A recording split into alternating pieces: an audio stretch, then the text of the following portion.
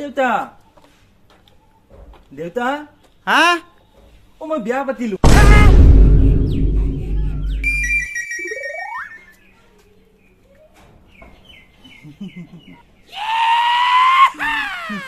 তই মোৰ নাক কাণ কাটি পেলালি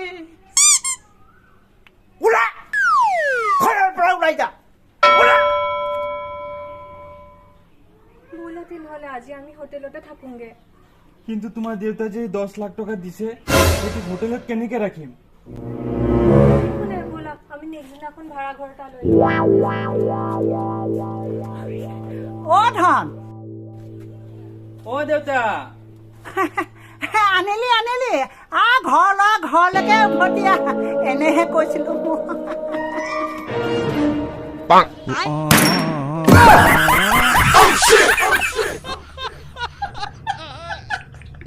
Bye, guys.